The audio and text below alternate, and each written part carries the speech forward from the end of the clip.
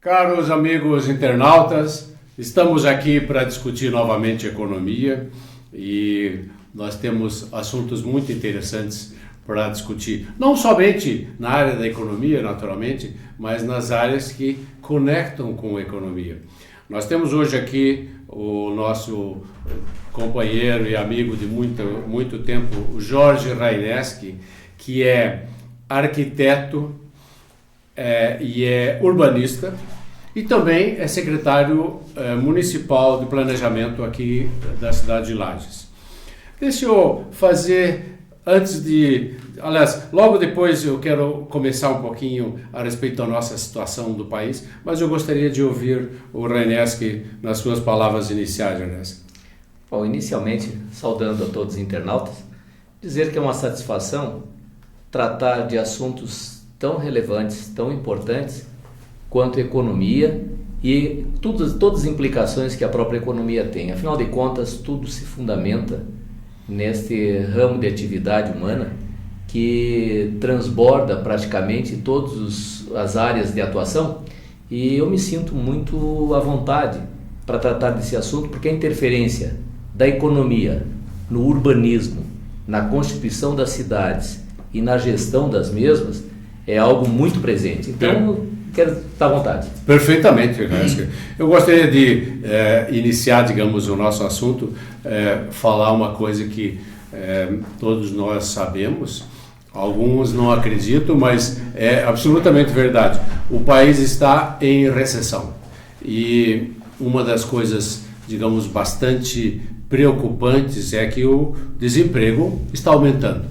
E fortunadamente, em Santa Catarina, nós não estamos sofrendo tanto, digamos, essas questões relacionadas a essa angústia social do desemprego. Mas em São Paulo, em outros grandes centros, o desemprego já é uma questão muito importante. E o principal agente econômico, que é o governo, o agente que tem mais de 1/3 do PIB, em termos de recursos arrecadados, esse agente econômico está em má situação. Nós estamos vendo que o orçamento piora a cada dia, a previsão de déficit para o ano que vem é cada vez pior, ninguém sabe aonde nós vamos parar. E o mercado, que é diretamente afetado por essa situação de recessão, é a construção civil, com todas as dificuldades de desovar um estoque enorme de imóveis e assim por diante, e possível desemprego bastante significativo. Mas nós queremos discutir aqui as questões do urbanismo. Então, nós temos sempre uma enorme carência de urbanismo, ou seja, de melhorarmos as nossas cidades, mas eu gostaria de perguntar inicialmente para o Raineski, lembrando que nós estamos ou cancelando projetos ou estamos atrasando projetos importantes para a cidade. Eu queria perguntar para o Raineski o seguinte: Raineski, o urbanismo não é só construir chafarizes bonitos para uma cidade, não é? Perfeitamente. O urbanismo trata, entre tantos temas, da mobilidade urbana, que é uma questão premente hoje, o ir e vir. O deslocamento que os seres humanos fazem dentro da cidade para sair da sua moradia, ir ao trabalho, ir ao lazer, ir ao estudo, ir a qualquer outro espaço da cidade, requer aquilo que chamamos de mobilidade urbana. E na verdade esse é o fluxo, esse praticamente é o sistema vascular da cidade. E todas as implicações que advêm daí requerem principalmente que os municípios façam uma eterna adaptação para absorver essa demanda crescente. Primeiro, pelo crescimento vegetativo da cidade. E segundo, por esse modelo rodoviarista que nós adotamos no Brasil, onde cada família tem que ter 1, 2, 3 automóveis e o deslocamento se dá de forma individual. E aí vamos entrar no campo da economia. Talvez no futuro os antropólogos venham estudar essa época como uma época completamente absurda, onde temos no automóvel o modelo de deslocamento, que não passa de um trambolho feito de lata, de vidro, de borracha e plástico, que tem um motor que consome combustível fóssil altamente poluente, que esse motor é calibrado para carregar 1 tonelada com a necessidade de transportar normalmente em torno de 80 quilos, que é um único cidadão. E o espaço que isso ocupa dentro da cidade é enorme. E adotamos toda a economia brasileira em função da montagem, em função da construção de estradas, viadutos, túneis, pontes, enfim, para dar conta do deslocamento de automóveis. Mas esse é o modelo que nós mas eu queria lembrar para você que nós aqui, especialmente na cidade de Lages, nós não temos assim um problema tão sério, por exemplo, como São Paulo, onde as pessoas têm um sistema de transporte urbano que talvez, por exemplo, o metrô de São Paulo é uma coisa bastante boa, eu diria, né? Até mesmo para padrões europeus, mas é super lotado. Perfeito. Uma família de classe média não tem interesse em deixar o automóvel em casa e entrar em filas enormes. Esse problema nós não temos em Lages exatamente de superlotação, mas não temos visto pelo menos o interesse da nossa classe média de utilizar transporte público. Perfeito. Não temos visto isso aqui, né? E a história do ovo e da galinha. Nós tivemos um decréscimo de uso do transporte público, o transporte através dos nossos ônibus, né? Os dados da Transul dão conta que nos últimos 10 anos houve uma perda de mais de 30% de usuários. No entanto, nós estamos chegando ao número de mais de um automóvel por família. O automóvel ficou acessível a todo cidadão. Nós ainda não temos esse problema de grande engarrafamento. Mas, por exemplo, eu quero citar um exemplo urbano aqui de Lages. Nós temos o crescimento da cidade em direção ao aeroporto. São mais 4.000 unidades familiares, mais 4.000 residências para os próximos 4 ou 5 anos a serem implantadas naquela região. Você diz o aeroporto antigo ou o futuro de Correia Pinto? Não, o aeroporto é o de Lages mesmo. O que está na área urbana, ok. Em torno do shopping, vamos dizer assim. Tá? Entendo. Em torno do shopping nós temos então para 4.000 famílias em loteamentos, em condomínios, em conjuntos habitacionais, que estão sendo implantados agora. Projetos que já estão aprovados, alguns já estão sendo comercializados. E isto vai fazer com que um fluxo de automóveis, de pelo menos mais 4.000 automóveis, vão passar na mesma hora em ir e vir por uma única rua, que é a Bruno Lírcia, que sai ao lado do cemitério da Penha. Aquela rua não comporta esse fluxo. Sim. A BR-282, com suas marginais, vão absorver uma boa parte disso. Mas a BR é uma BR. Ela tem uma outra função urbana. Bom, esse deslocamento já requer todo um estudo. Aí veio a obra da Ponte Grande, que é uma grande obra, uma obra de 80 e tantos milhões. Se corrigir o valor de hoje, vai passar de 100 milhões, porque nós tivemos uma inflação inesperada. E, no entanto, você falou há pouco que nós temos dificuldade na liberação de recursos. Hoje o nosso prefeito está em Brasília, inclusive, cuidando disso, para que nós tenhamos a liberação de mais verbas com mais celeridade, porque o governo federal hoje, através das dificuldades que está enfrentando, está levando em torno de 150 dias para fazer uma liberação após a medição em qualquer situação de obra. Claro que empresas não conseguem sobreviver com isso, e esse é o grande caos que nós estamos enfrentando. Então a Ponte Grande, que é a obra que vai nos ajudar a aliviar, ela está prejudicada. Estamos retomando, né? Mas está prejudicada. Mas isso leva a uma pergunta. Se o projeto Ponte Grande é um projeto tão importante, por que ele está paralisado há tanto tempo? Desculpe, as pessoas conversam provavelmente sem informação adequada, e qualquer grande projeto, se ele é no meio do caminho refeito e submetido novamente às autoridades da área federal, esse projeto tende a encalhar. Então, se ninguém viu essa possibilidade, eu acho que agora a cidade está definitivamente prejudicada por meio começo de tudo, né? Qual é a possibilidade de que essas obras sejam retomadas e que, digamos, vão para frente de uma vez, né? Qual a possibilidade, Janessa? É grande. É grande. É grande porque, como disse, o prefeito Eliseu está em Brasília, ele está com um trânsito muito bom junto ao vice-presidente da República.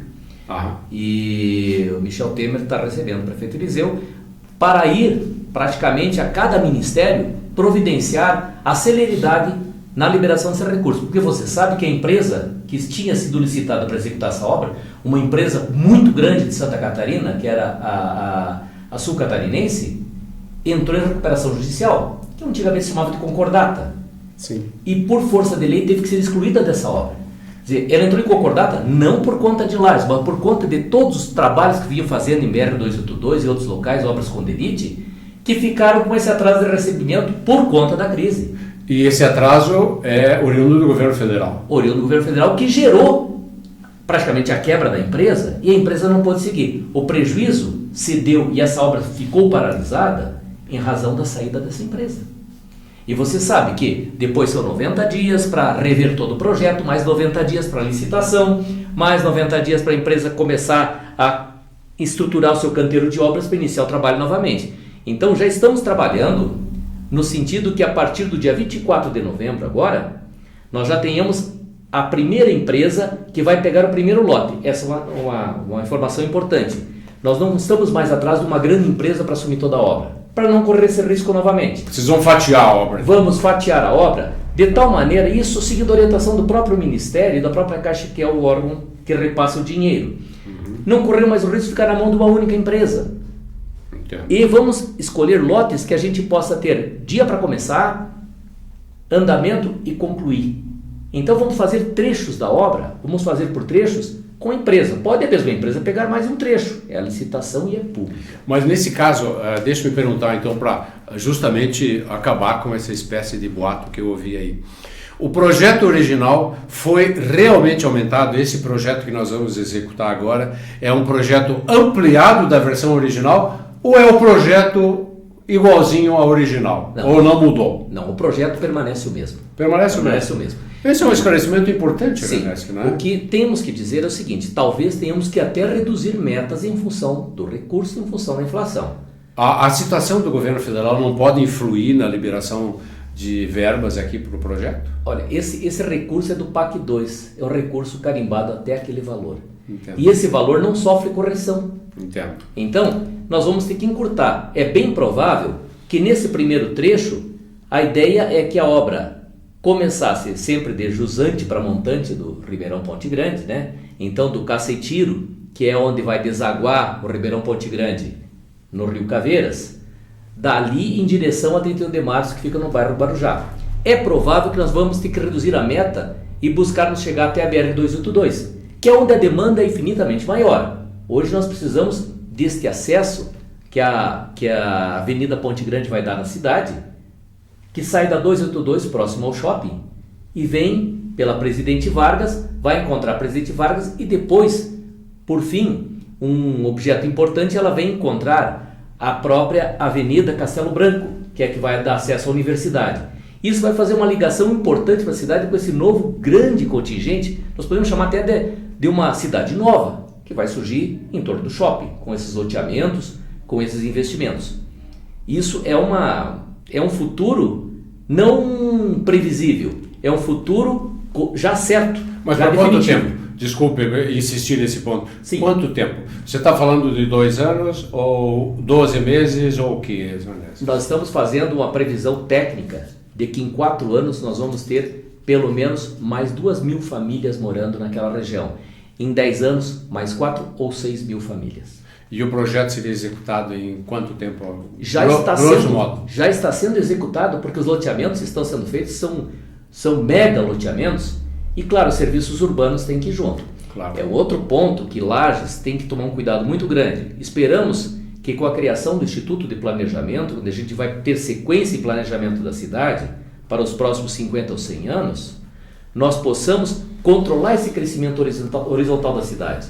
Esse assunto eu gostaria de abordar logo em seguida, mas eu quero dizer que, manifestar aqui minha satisfação. O projeto Ponte Grande é um projeto muito importante e é uma lástima que ele tenha sido paralisado até agora, mas pelo que eu posso entender das suas palavras, nós podemos ter bastante otimismo em relação a esse assunto.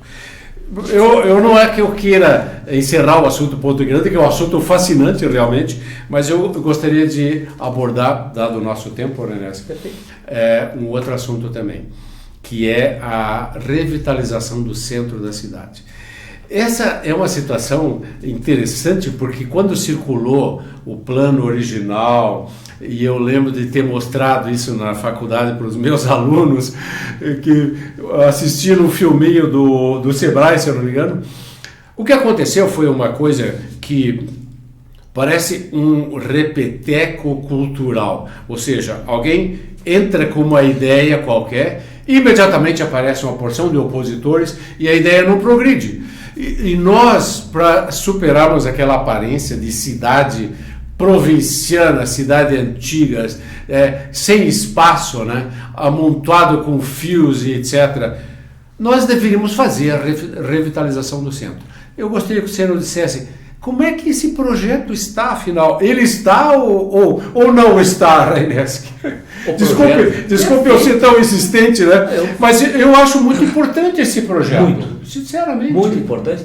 Eu até parabenizo por trazer esse assunto tão premente para nós conversarmos. Uhum. Primeiro eu quero dizer o seguinte, o projeto está pronto. Foi o melhor projeto já elaborado em Lages para uma obra urbana. Eu quero dizer mais, esse projeto não é uma obra da Secretaria do Planejamento, nem desse secretário, nem dessa gestão. É um trabalho que foi feito numa parceria muito saudável, e aí eu tenho que fazer o agradecimento ao nosso amigo Roberto Amaral. Ele é um projeto que é suprapartidário, porque ele teve a participação de uma empresa de Barcelona, e sabe que Barcelona é modelo mundial em mobilidade urbana, em planejamento urbano.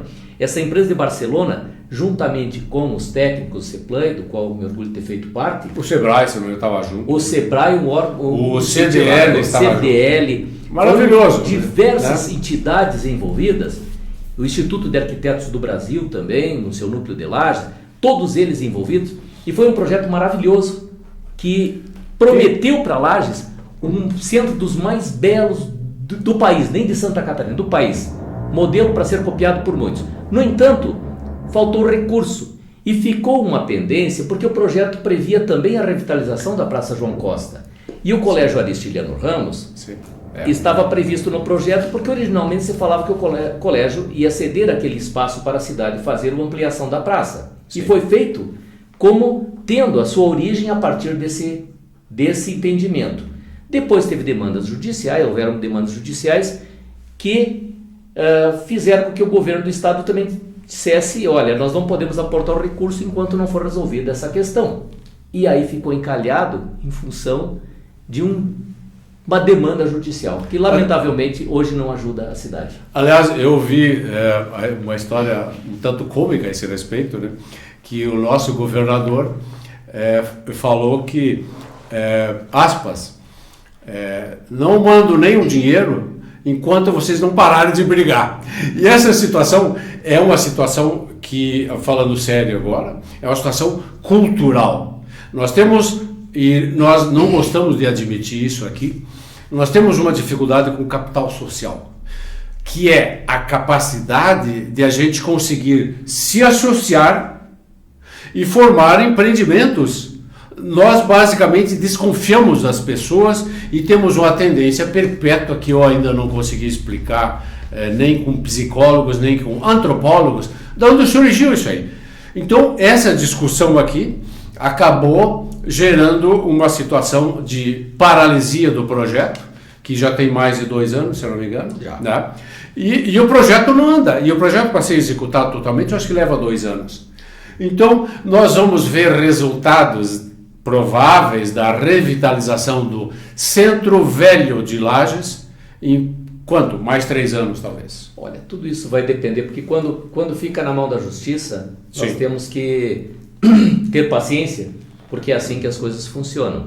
E eu quero associar também esse projeto de revitalização do centro, o projeto de revitalização do mercado público. Sim, que faz parte desse complexo. Foi um concurso nacional de projeto, 58 projetos foram feitos, tá, para concorrer E aí uma banca de jurados internacional fez parte, selecionaram 3. Uma segunda banca, representada pelas entidades de Lages, né, e nós fazemos tudo sempre com essa grande participação das entidades de Lages, selecionar entre os 3 aquele que seria contemplado. Temos um projeto fantástico, magnífico, maravilhoso do mercado público, que vai ser o coração pulsante da cultura e do lazer da nossa cidade. E por que o projeto não andou? Novamente, estamos aqui no momento de precisar dinheiro. Pelo menos, eu acredito que nós vamos deixar um legado importante. Se não houver tempo de concluí-lo, lá já tem o projeto Mercado Público. Isso é irreversível, porque foi a população que decidiu que era aquele projeto. Entendo. Nós temos o projeto da revitalização do centro, que só pode ser comparado à Pedra Branca de Palhoça, que é um outro local que talvez tenha servido um pouco de referência e modelo para o nosso projeto. Entendo. Nós temos projeto de um trabalho de mobilidade urbana que envolve criar, inclusive, espaços em bairro, praças em bairros com internet aberta, com bicicletários, com um sistema de ciclovia integrado, para que as pessoas usem novamente o transporte coletivo e deixem seu carro na garagem ou vendo seu carro, usem esse dinheiro para viajar, que é muito melhor, né? É algo muito mais interessante para a vida da gente. Então, eu vejo assim que nós temos que quebrar alguns paradigmas, e eu confio muito no futuro, porque essa geração que está vindo aí, esses jovens que estão na universidade hoje, é a promessa do nosso futuro. Vai mudar.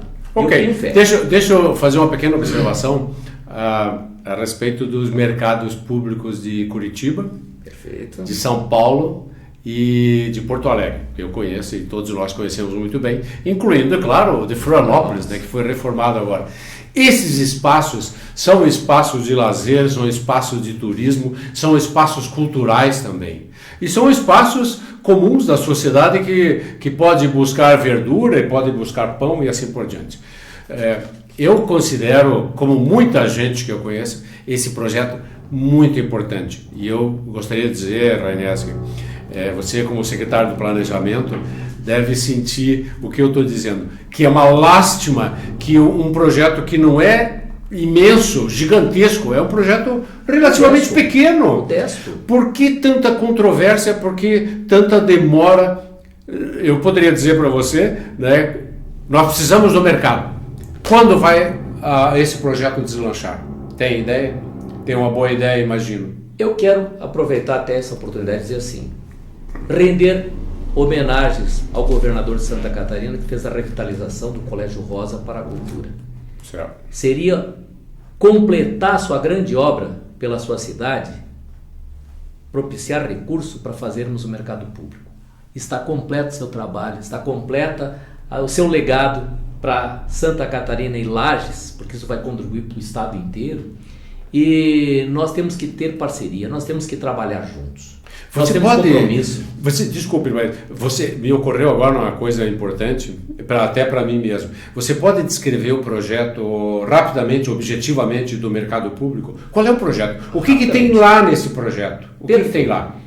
Antigamente, mercado público era uma feira onde se vendia banha, salame, porco pranchado e uma série de galinha viva. Hoje, a vigilância sanitária não permite mais. Hoje, os mercados públicos se transformaram em locais que tem esses produtos, que tem aquilo que é produzido na região. Nós vamos ter o charque, os peixes de água fria, a truta, nós temos até frigorífico que pode produzir, vender, comercializar em Lages. Nós vamos ter o frescal, vamos ter o pinhão na sua época. E vamos ter, claro, uma praça de alimentação com o nosso bolo de coalhada, o nosso café de chaleira. Nós vamos ter a nossa gastronomia serrana presente. Nós vamos ter espaços culturais para as coisas que são produzidas na terra. Nós fazemos laço, nós fazemos sela de montaria, nós fazemos tudo isso que Lages produz e que o turista vem aqui, se surpreende, vão estar ali naquele local. A erva mate, a cuia, o chimarrão. Restaurantes, provavelmente. Restaurantes, claro, vamos ter uma praça de alimentação. Não uma praça de alimentação para vender McDonald's, mas para vender aquilo que nós temos produzido aqui na região. O nosso salame serrano, o queijo serrano, o nosso pão caseiro, isso tudo vai estar presente ali esperando pelo turista. É aquele local que chega um visitante, um parente teu, o primeiro local que você vai levar vai ser o mercado. Tomar um café, comprar a revista, enfim. Esta é a ideia. Já vou te falar, o custo dessa obra, já estamos levantando, encerrando praticamente o orçamento dele em tempos atuais, é o mesmo custo do Colégio Rosa. O Centro Cultural, a revitalização do Colégio Rosa como cultura e do mercado público como coração pulsante da nossa cultura. E a cultura popular. E a cultura popular presente. Claro. São duas obras magníficas e a gente conta. Queremos ultrapassar o limite da parceria.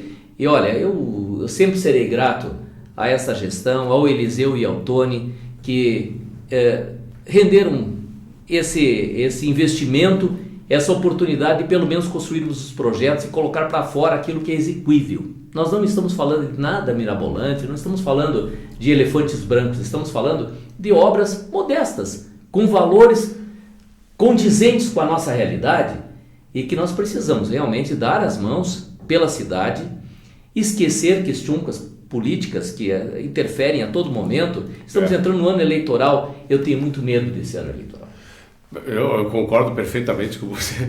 Cada vez que a gente entra num período eleitoral, os riscos de interrupção de obras, ou então o risco de não continuidade, que é uma coisa horrível da política nacional. Eu presenciei isso quando eu morava no Paraná, e que um governo fazia uma coisa, o governo seguinte vinha lá e destruía tudo, né?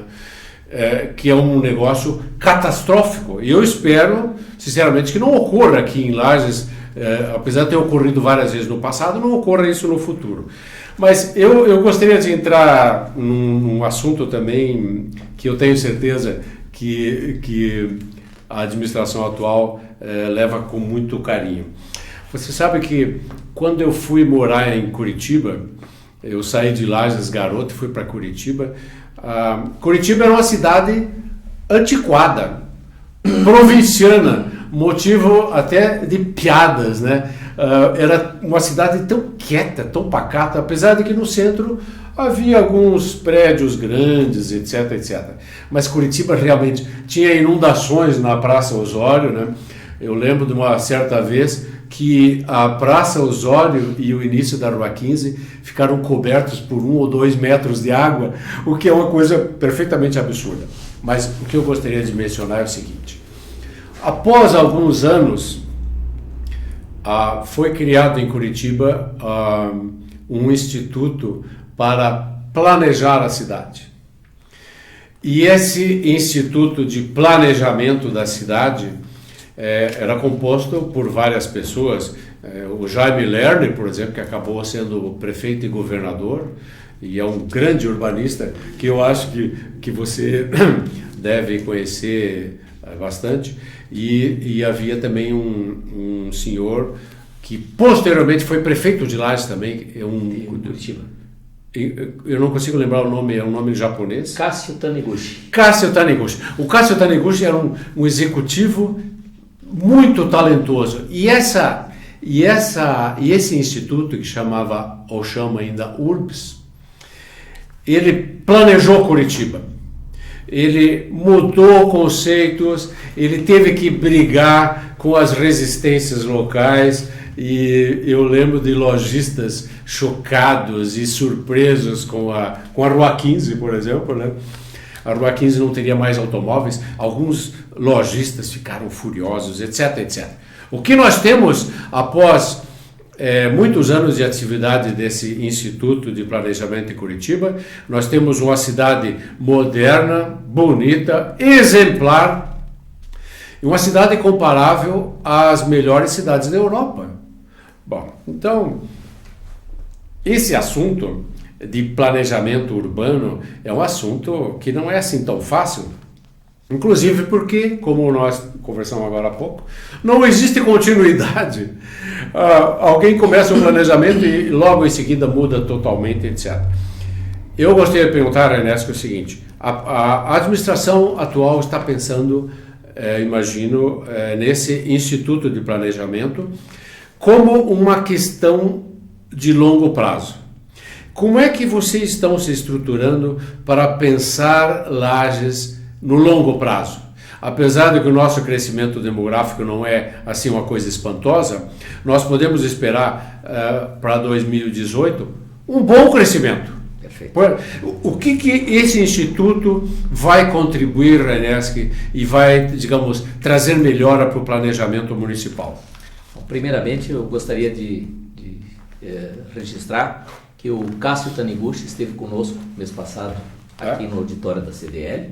Excelente. E conversando com toda a nossa equipe, e o Instituto de Planejamento de Lages está na forma.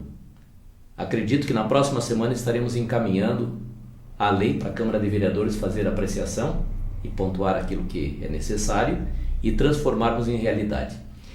Esse talvez venha a ser o maior legado, que, como disseste, a interrupção do planejamento da cidade não pode se dar a cada 4 anos quando muda prefeito. Sim.